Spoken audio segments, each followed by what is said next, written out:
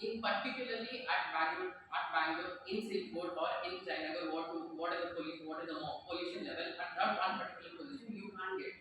The satellite gives like entire like a minimum area, like half of Bangalore. So half of Bangalore is this much concentration of pollutants. So at one particular location they are not able to find. So if you go to PVR, there are many industries, so you're not able to find like how much of how much this factory is leaving out pollutants, how much for that altitude, how much is leaving out. So that we are not able to find that concentration. So what we came up with, an airship is basically aerostructure which is filled with helium that flies to a certain altitude using the liquid gas helium. So for that, what we integrated was some IoT. This IoT has some gas sensors. So these sensors measure all the pollutants. So this is fixed to the helium. So it has motor controls and it is controlled via a remote control. So what happens? Most of the airships is stagnant. So our airship is controllable. So it moves around in a particular radius, collects the data, and gives out the whatever the monitored control data to our ground stations. So how it gives us it is this IoT has an integrated SD card, SIM module. The SIM module will have a 2G and 3G connection. So that gives out the data in whatever format, whether you want the PPM, PPVs, or in Excel format, whatever format it gives us. And it can also store data. So we have integrated an SD card. So it stores whatever the data it collects, it stores. And other things is we incorporated pressure and altitude. So whatever the altitude is going, what is the pressure at that, and we have incorporated a GPS sensor.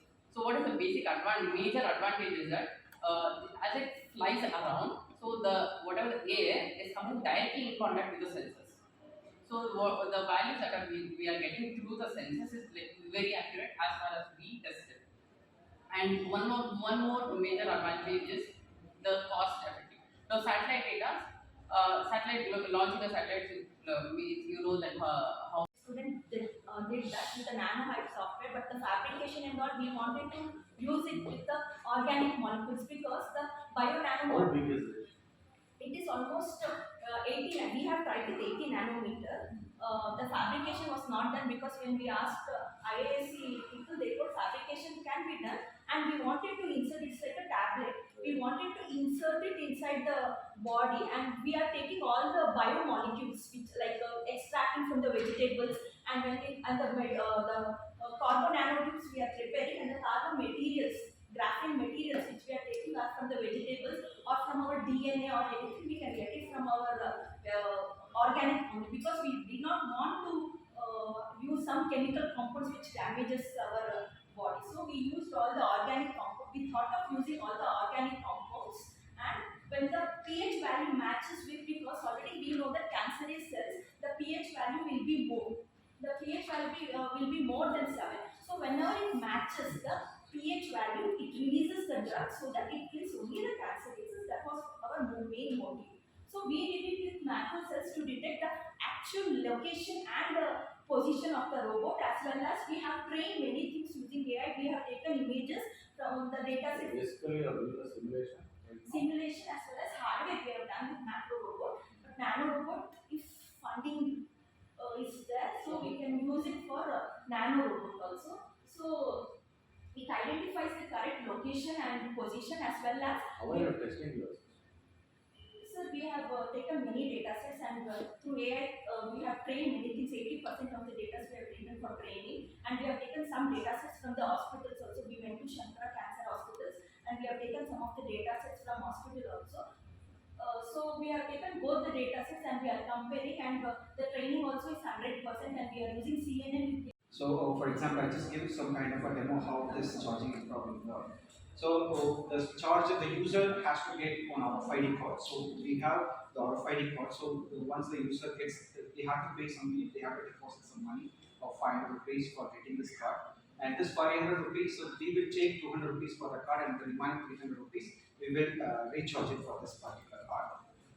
And once the user comes, so they have to do the initial registration. So once the initial registration is done, so they have to show this code. So here you can see that the receiver part is there. So this receiver part, it will receive and it will ask some kind of information that, because this is a universal model, so any kind of bike can come and charge it. So that's how we have designed it. So once we scan it, it will ask some kind of password and some OTP it will ask. So once you put in everything, so it will ask you to select which bike it is. So we have to select which bike, and the user can select how much charge they wanted. So for example, if they have available charges only 30%, so because the user may be educated or uneducated, so we don't want to put more technical stuff on that. So the user can select how much percentage they want to charge. Okay, assume that if they want to charge only at 20%, so they can select. It's a kind of touch screen, so they can easily interact with the display itself. So they can select so 30%, so they can select 30%. Then it will estimate based on the bike model and based on the bike make, it will estimate how much time it will take for charging.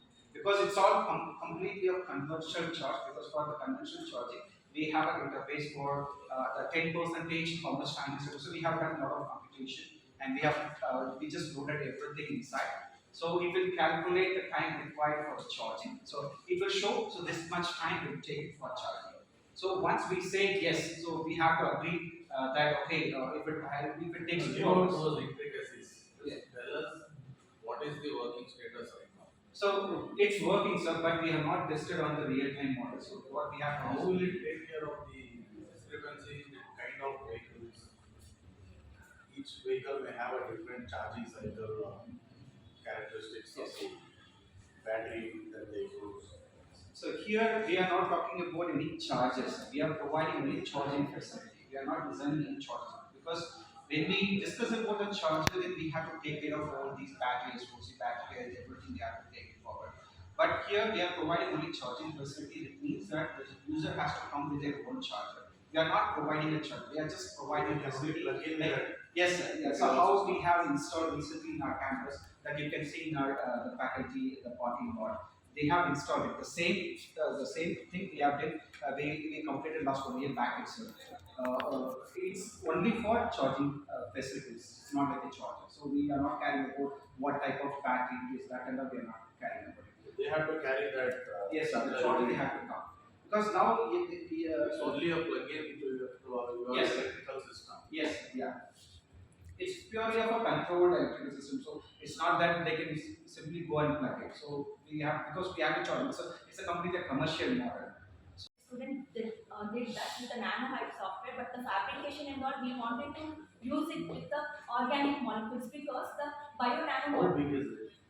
it is almost 80, and we have tried with 80 nanometer. The fabrication was not done, because when we asked IASC people, they told fabrication can be done, and we wanted to insert, it's like a tablet. We wanted to insert it inside the body, and we are taking all the biomolecules, which like extracting from the vegetables, and when it, and the carbon nanotubes we are preparing, and the carbon materials, graphene materials which we are taking are from the vegetables or from our DNA or anything. We can get it from our organic food, because we did not want to use some chemical compounds which damages our body. So we used all the organic compounds. We thought of using all the organic compounds, and when the pH value matches with, because already we know that cancerous cells, the pH value will be more. The pH value will be more than 7. So whenever it matches the pH value, it releases the drug so that it kills only the cancer cases. That was our main motive. So we did it with macro cells to detect the actual location and the position of the robot, as well as we have trained many things using AI. We have taken images from the data set Basically, you're doing a simulation. Right now. simulation, as well as hardware we have done with macro robot. But nano robot, if funding is there, so we can use it for nano robot also. So it identifies the correct location and position, as well as How are you testing yours? so we have taken many data sets, and through AI we have trained many things. 80% of the data we have taken for training, and we have taken some data sets from the hospitals also. We went to Shankara Cancer Hospitals, and we have taken some of the data sets from hospital also. So we have taken both the data sets, and we are comparing, and the training also is 100%, and we are using CNN with. This is please. Thank you. The same output will be seen on the PowerPoint, sir. Now we need to add on more gestures, so person can use more efficiently.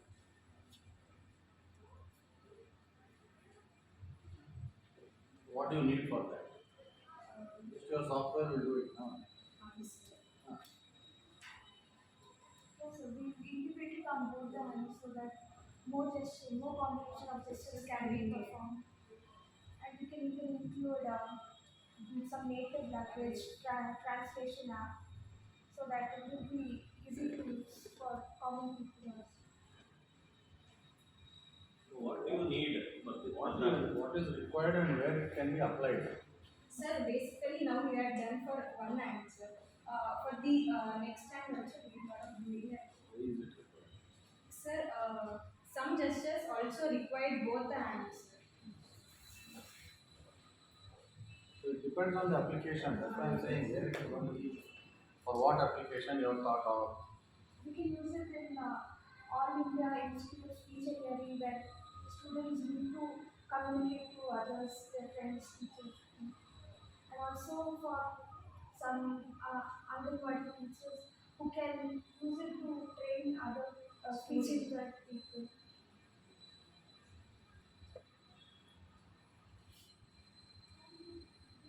What way? How they can train normal people?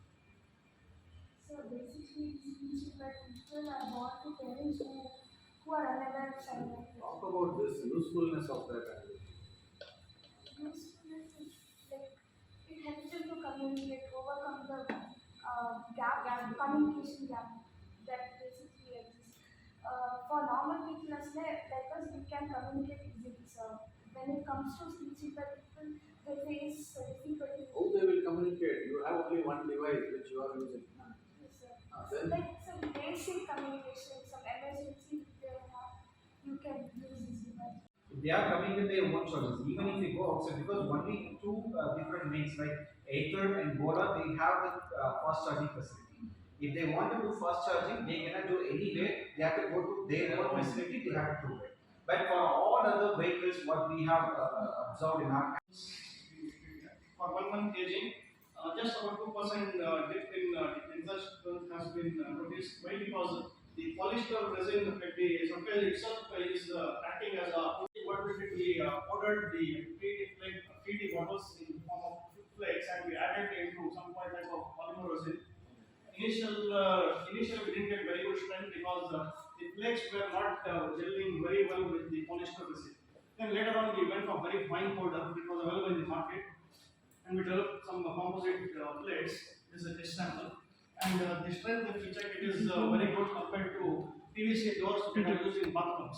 So we have idea to replace the PVC that is used in the furniture industry with this PET plates reinforced polyester resins. And also there is a lot of demand in the construction industry and furniture industry where wood can be replaced by alternate material. So the initial idea was to reinforce both PET flakes as well as bamboo. We have used 2 layers of bamboo here. In between, the PET flakes have been very fine powder of flakes have been added along with a polyester very cheap resin. And this type of plates we have developed. And the cut sections, what you see is for testing purpose, we had to follow some ASTM standards. We do the testing. So this boards we developed in our lab here. It is quite strong compared to plywood. It is having a very good strength. We take some initial tests on tensile.